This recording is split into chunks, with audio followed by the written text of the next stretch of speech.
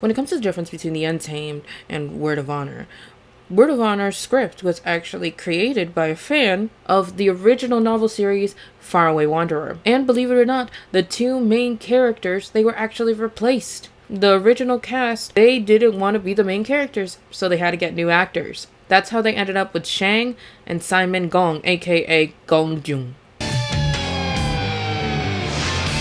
Konnichiwa mina, or should I say, ni hao, because today we are going to be watching a fan-made music video that was actually requested in the comments. We're going to be reacting to Zhou Zishu Wen Kexing, Beautiful Mess. And if you don't know who Zhou Zishu and Wen Kexing are, they're actually the main characters of a novel called Faraway Wanderer by the author Priest. If you don't know who Priest is actually the person that did two dramas that are very well known in the drama world, which are Guardian and Legend of Fae. Word of Honor is about our main protagonist, Zhou Zishu, that he is a part of an elite assassin group that you can only get out if you're in a body bag.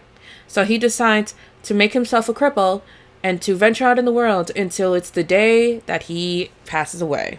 In the meantime, he actually meets another young man called Wen Kexing, and they both find out the in and outs of the martial arts world while trying to protect this child. They notice that somebody, they don't know who, is trying to destroy the martial arts sects because they want a key that's been divided into pieces like the Shikon jewel to open up a vault that has the wonders of martial arts inside, and two treasures inside that vault that are from a certain sect that ceased to exist years ago. So now they both have to find out who's trying to destroy it and what is in that vault. And if they have all the pieces of the key to the vault, will it open?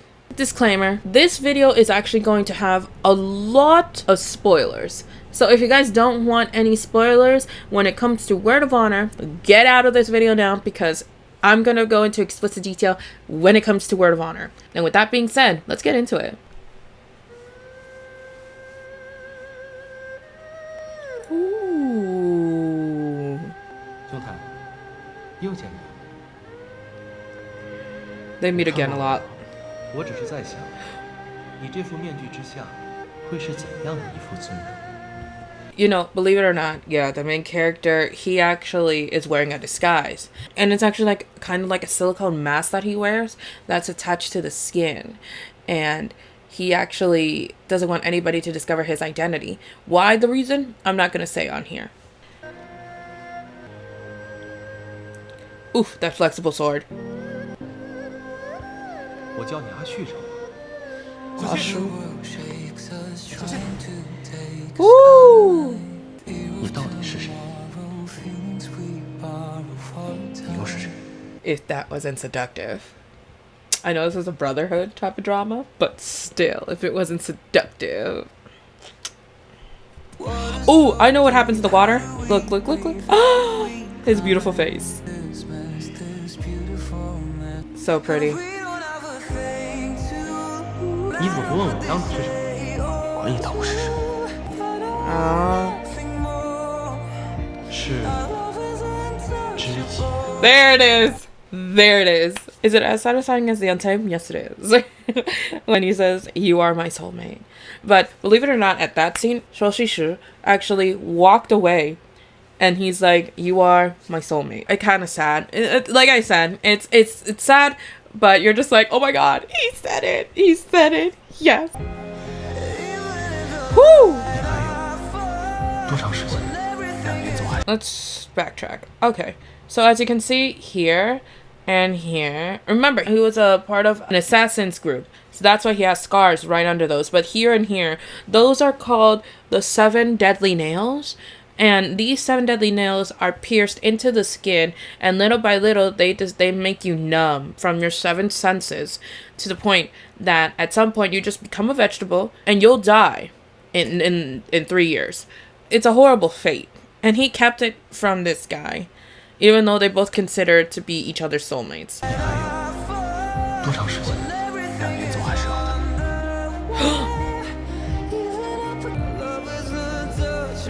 幸福君心，死我心。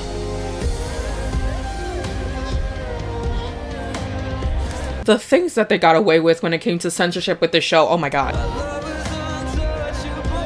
Seriously, they were able to get away with this, but Xiao Shan and Wang Yibo couldn't even hold hands? Cute. The actors' chemistries, both of theirs, it was insane. Oh, this scene. Okay, so as you can see, there's 1, 2, 3, 4 burial plots here. Wen Kexing actually witnessed the death of a beautiful story of 4 friends that decided to retire from the world of martial arts. And they came back because of this conference for the other 5 martial arts sects. And when they did, they were told that these guys had a piece of the key to that vault. And they decided to kill these elderly people. 3 of them got killed. And 1 of them committed self-harm. And unfortunately passed away from it. This guy feels guilty because he feels like he messed up big time. Because he actually liked the story that he was told by Zhou Zishu. And now he doesn't know what to do. Because he's like, it's all my fault that these guys that literally had nothing to do with the plot that I twisted up died. Like, he's like, I didn't think that the innocent would actually die. When in reality, they did. 你没事吧？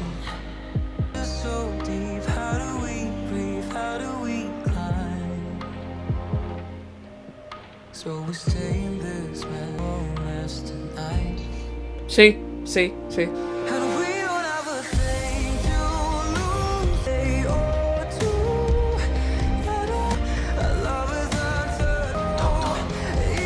Oh, does it hurt? I'm getting emotional. Damn.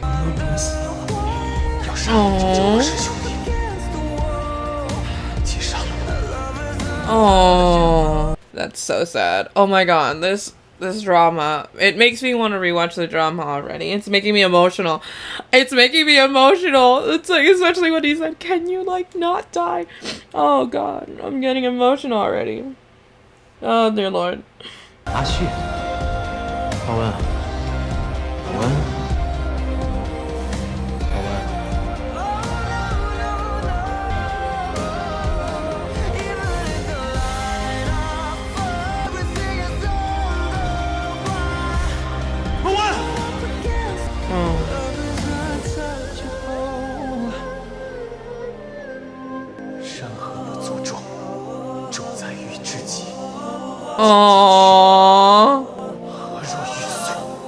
Oh, see, that hugging you didn't get in the Untamed, alright? Do you know how much happier we would have been if they hugged? But look how pretty. Oh, it's such a shame that the fallout between Shang and Gongzhong, you know, what happened. If anybody knows, story time, alright? Screenshot of what happened to the chemistry between Gongzhong and Shang.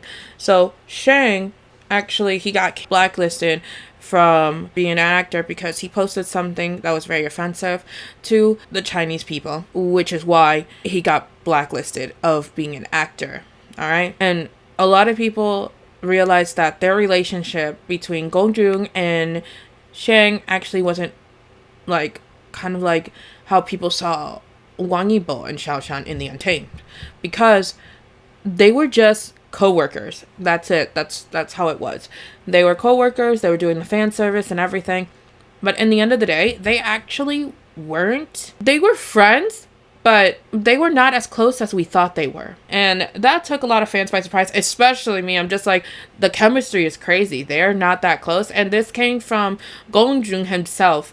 So it actually is a little bit upsetting that I can see why a lot of people were upset about Wang Yibo not backing up Xiao Shan when it came to 227, because I got upset that Gongzhong didn't back up Shang when it came to his accident. But then after I read about it, I realized that in that instance, he can't do anything. He can't be making it better. He would become blacklisted himself. Same thing as Wang Yibo. He couldn't do anything. If he said something, it would have probably made the situation a lot more worse. In that instance, for me, I feel like their relationship, it was like You know, they were just working as coworkers. They were getting along as coworkers, and that's it. But either way, their chemistry is insane. Like, all the things that they did for me, I cried like a baby throughout the whole thing. I was shocked and everything. And it's so disappointing that the ending of this series wasn't as satisfying as I wish it was.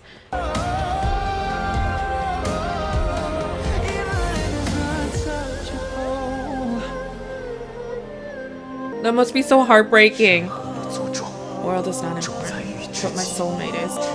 Since my soulmate is gone, what do I have to care about? That makes me sad, alright? That makes me really sad. Dear Lord Almighty. That makes me so sad. Like, did you see? The world is not important, but my soulmate is. Since my soulmate is gone, what do I have to care about?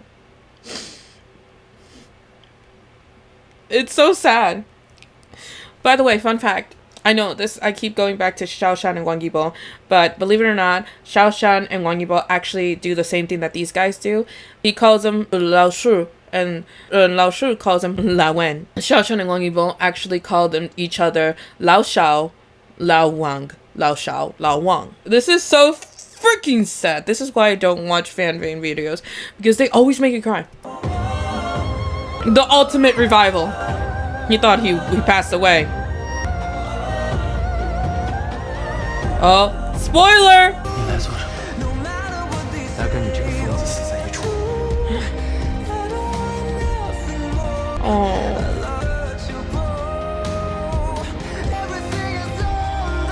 Oh.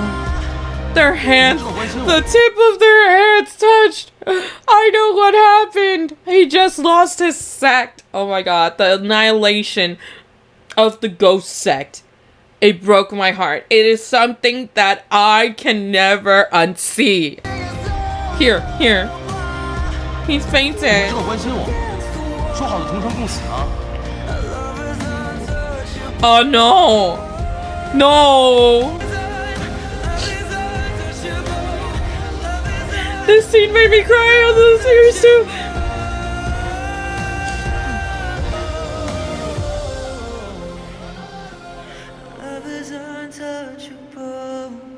If you don't know what's happening here, let me explain, alright?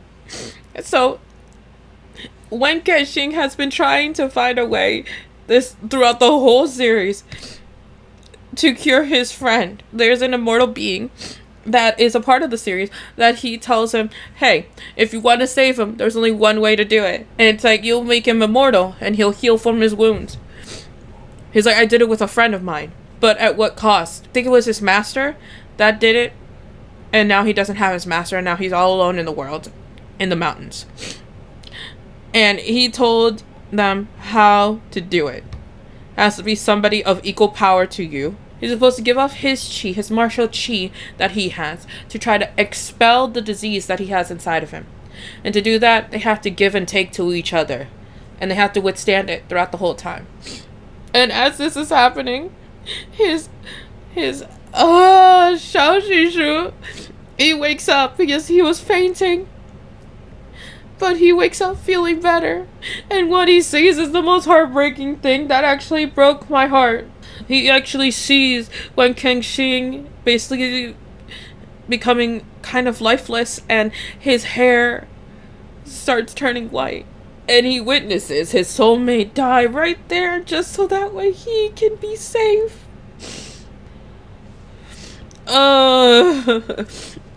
It made me cry. Oh god. Like, look at this. Like, when Kexing lost everything, and I do mean everything. He lost his sect, his sister, his family. He can't lose one more thing, so he doesn't want to lose his soulmate. This. Oh.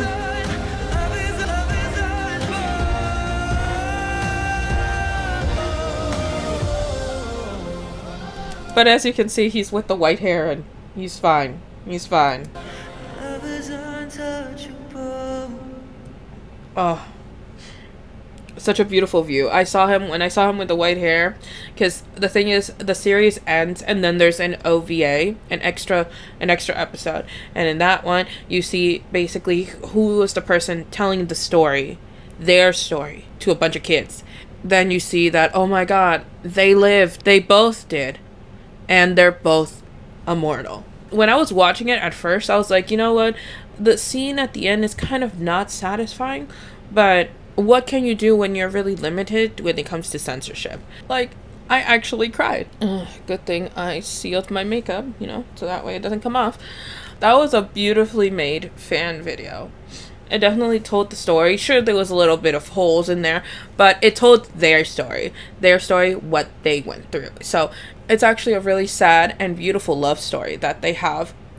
And from the ups and downs, from the mistakes that they had to making things better, they learned from each other, they grew from each other, and it's a beautiful thing. And I hope to God that Seven Seas Publishing, that has come out with all of the Dunmei, from Priest to Meat Bun to MXTX and all others that we still haven't seen or heard of when it comes to the Dunmei genre, I hope that the one that they're going to translate is Faraway Wanderer next. I can read it online, sure, but at the same time, I kind of want to see what the legitimate translation is. I didn't think it would make me cry. The first time that I watched any fan-made videos, I actually did cry because they were really well put together. By the way, he faked his death. So what he had in him was, I think, like a tranquilizer, you know, kind of like, think of Romeo and Juliet, that it put him to sleep for a bit, so, and he wasn't breathing, and then when the time came, he came back to life. So I hope you guys liked the video, and remember, being weird is better than being normal, and I will see you guys next time. Jane and 再见.